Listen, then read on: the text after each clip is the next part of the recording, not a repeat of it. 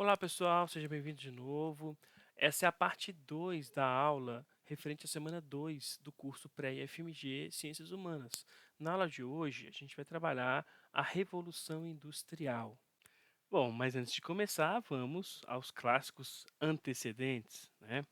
Quer dizer, quais são os motivos, as razões para a Revolução Industrial ocorrer na Inglaterra no século XVIII?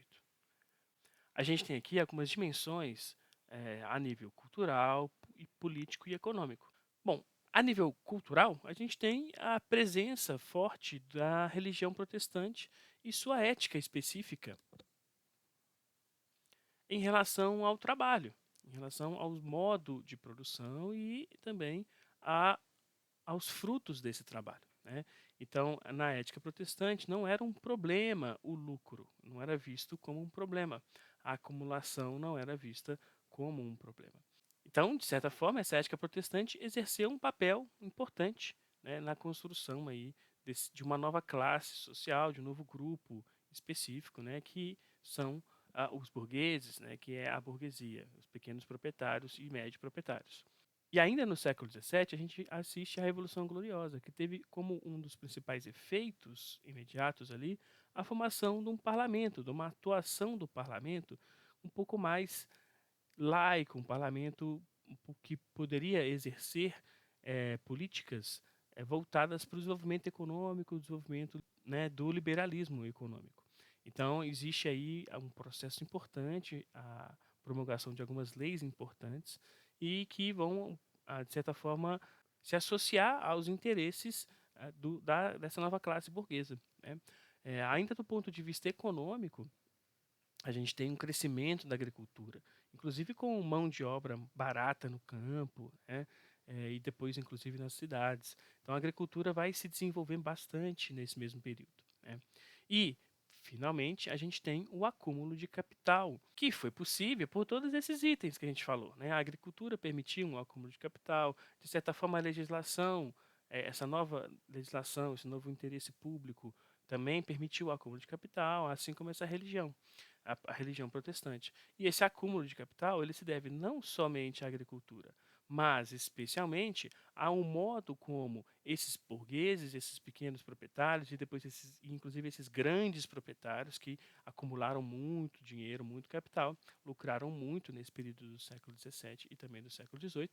O que a gente assiste no século XVIII é a participação desses proprietários no lucro do comércio de pessoas para serem escravizadas nas Américas. Então a gente tem a participação desses empresários, desses primeiros industriais, no processo econômico de venda de pessoas vindas da África. E esse navio era abastecido com pessoas e com outros bens materiais na Inglaterra. Então os portos ingleses lucraram muito com o comércio de escravos, né? Então é importante perceber que esse acúmulo de capital que permitiu com que os industriais investissem no aumento da sua capacidade de produção agrícola, no aumento da capacidade, por exemplo, de produção têxtil, né? Esses industriais, né, esses capitalistas que desenvolveram a indústria no século XVIII e século XIX na Inglaterra, esse capital tem origem na escravidão, né? Isso é uma questão muito importante, né, que está nas discussões mais atuais sobre o processo de constituição da industrialização na Inglaterra, inclusive na historiografia inglesa, né? E é uma questão que fundamenta aí uma das raízes, né, do porquê que a gente tem o nascimento das indústrias na Inglaterra. Bom, e além disso, a questão tecnológica, né? Claro, uma vez que temos dinheiro, a gente pode investir em inventos, em produção tecnológica. Aqui a gente tem só um exemplo, né, dos teares mecânicos, mas é meados do século XIX, com os teares a vapor, que a gente tem aí um boom na produção industrial. Mas veja bem, os teares mecânicos já têm uma automatização, né, um aumento na produção, um aumento de trabalhadoras, né, um aumento dos produtos entregados para o mercado. Então a gente percebe sim, né, a tecnologia tem um impacto na economia mundial. Quer dizer, essa tecnologia ela permitiu com que o ser humano colocasse no mundo mais coisas do que colocava antes, né, nos séculos anteriores, de uma forma muito mais rápida, né? Então, de fato, sim, a tecnologia tem um impacto na Revolução Industrial. Mas o mais importante foi, como eu disse antes, questões políticas e econômicas. Bom, mas voltando ali na Inglaterra do século XVIII, a gente tem esse quadro, né, de 1801, que é essa cidade de Coalbrookdale, à noite, né? Ou seja, no finalzinho aí do pôr do sol ali, a gente tem essa fábrica de carvão, né, soltando muita fumaça para o meio ambiente, né? E aqui é como se fosse, né, essa Coalbrookdale é de certa forma, ela é vista como a pioneira, né, da Revolução Industrial. E o que é coal? Coal é uma palavra inglesa para carvão. Então era uma cidade em que a economia, né, também girava em torno do carvão. E o carvão é um símbolo dessa Revolução Industrial, porque é ele que vai alimentar as fábricas e as indústrias com suas máquinas a vapor, com suas maquinarias modernas. Bom, uma vez que a revolução se estabeleceu, ela estabeleceu também uma mudança do ponto de vista social. A vida social na Inglaterra modificou-se a partir aí, né, do século XVIII, a partir dessa revolução industrial. E como assim? Ela criou, por exemplo, uma nova classe, a classe de operários, a classe de trabalhadores é, urbanos. E essas transformações urbanas elas se dão no ponto de vista da arquitetura. Uma massa enorme de pessoas foi morar nas cidades. Só que as cidades não deram conta de acolher essas pessoas. Então, a gente tem bairros inteiros, né, com moradias precárias, às vezes sem esgoto, às vezes sem água, casas de um cômodo só com muitas famílias dentro, uma aglomeração muito forte, uma aglomeração muito grande de pessoas. Então, a gente tem transformações enormes do ponto de vista da urbanização. Bom, e essas transformações urbanas, elas também estão ligadas a um processo de exploração do trabalho, né? Porque essas pessoas só estão aqui aglomeradas porque existia baixos salários, as pessoas trabalhavam mais de 12 horas, às vezes até 16, 18 horas de trabalho, crianças, mulheres, homens, né, ficavam o dia inteiro no trabalho. Ou seja, é um processo de precarização da existência, um processo de proletarização da vida. Né?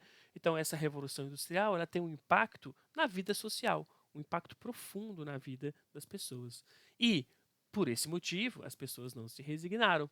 A gente vê no início do século XIX movimentos de pessoas, de trabalhadores, contrários a essas transformações sociais, que tentaram lutar pelos seus direitos, né? Que estavam sendo, de certa forma, atravessados pela indústria, estavam sendo pisoteados pela indústria e ignorados pela indústria.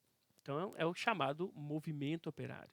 O movimento operário é um movimento múltiplo, um processo histórico de organização do operariado, de diferentes formas de organização, né, ao longo do século XIX. Uma das primeiras experiências, claro que não foi a primeira, mas a gente tem aí os ludistas. Essa imagem a gente tem os ludistas destruindo um tear, né, uma máquina. Os ludistas atuaram ali na década de 10, mas foram duramente reprimidos pela polícia e pela justiça britânica, mas eles tinham essa característica de destruir as máquinas no objetivo de chamar a atenção do operariado, mas também chamar a atenção dos proprietários para as péssimas condições de trabalho, para esse processo de precarização da vida dos trabalhadores. Então ele via nas quebras das máquinas um processo de chamar a atenção, um processo de gerar esse prejuízo junto aos proprietários para perceber a importância dos trabalhadores, a importância do braço humano para o trabalho. Outra frente de organização são os cartistas, que atuaram ali na Inglaterra entre 1838 e 48. Ele foi um movimento social importante, baseado nessa carta lançada em maio de 38. Uma carta que dizia ali princípios, né, valores importantes para esse grupo, como, por exemplo, a participação dos trabalhadores, não só no voto, mas também como a possibilidade deles serem eleitos para responder e para garantir direitos dos trabalhadores no parlamento inglês. Outras questões estão relacionadas diretamente ao trabalho, a carga horária de trabalho, a jornada de trabalho, aos salários e princípios, por exemplo, de organização, como a criação dos sindicatos. Além disso, desses dois grandes movimentos, a gente pode citar o exemplo das manifestações e das greves operárias. Aqui eu trouxe para vocês uma manifestação de Manchester, na Inglaterra, em 1819. E essa manifestação, por uma reforma relacionada, né, às condições de trabalho, ela foi duramente reprimida, né, pela polícia, pelos militares. Aqui a gente tem sabres e cavalaria, né, a gente tem aqui os cavalos andando na frente nas multidões, né, então os cavalos avançando contra a multidão, contra os trabalhadores. E esse evento ficou conhecido como Peterloo, o massacre de Peterloo. E teve uma relevância, de certa forma, na memória operária ao longo das greves do século XIX. Então, nessa aula, de forma bem resumida, de forma bem rápida, eu trouxe para vocês assim, as principais características do porquê a Revolução Industrial acontece na Inglaterra, de como que esse movimento surge e se desenvolve para o resto da Europa. Ele traz consequências sociais profundas na vida dos trabalhadores, dessa nova classe que surge, os operários. Por outro lado, também trouxe como que os operários não se resignaram, produzindo ações de luta pelos seus direitos ao longo do século XIX. Vale lembrar que essa luta veio acompanhada também de uma produção de ideias sobre melhores condições de uma sociedade, melhores condições de existência, como, por exemplo, o liberalismo, mas também e principalmente nos movimentos sociais, o socialismo e o anarquismo. São ideias fundamentais para o século XIX, para a atuação das massas populares no século XIX.